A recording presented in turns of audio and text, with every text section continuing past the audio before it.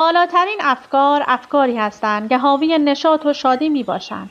شفافترین کلمات کلماتی هستند که حاوی حقیقت می باشند و بزرگترین احساسات احساساتی هستند که تو عشق می نامی. شادی، حقیقت، عشق، این سه قابل جابجایی هستند و یکی همواره به دیگری می انجامد. ترتیبی که آورده می شوند به هیچ وجه مهم نیست.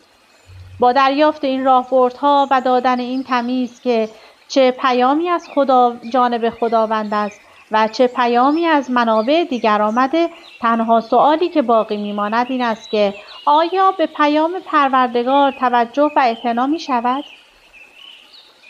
به بسیاری از پیام‌های خداوند توجه نمی شود. علت این است که تعدادی از آنها بیش از آن نیکو و پسندیده هستند که واقعیت داشته باشند.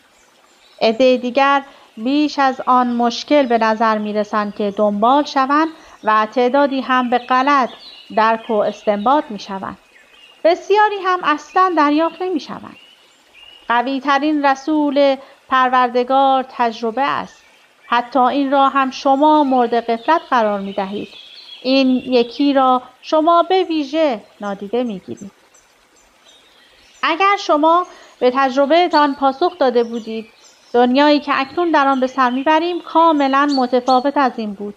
حاصل این که شما به تجربه تان گوش نمیدهید این است که مرتب آن را تجدید و زنده میکنید. مکرر در مکرر. چون خداوند نه از هدفی که دارد عدول میکند و نه اراده اش را نفی میکند. لذا شما نهایتاً دیر یا زود پیام را دریافت میکنید. با وجود این خداوند هرگز شما را مجبور نمی کند و هرگز به زور وادار به کاری نمی کند. چون به شما اراده آزاد داده. این قدرت را که به آنچه انتخاب می کنید عمل کنید و این را هرگز از شما سلب نخواهد کرد.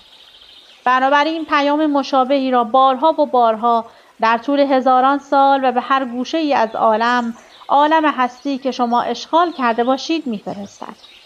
آنقدر پیام را می‌فرستد تا بالاخره آن را دریافت کنید. به گوش بسپارید و از آن خود بدانید.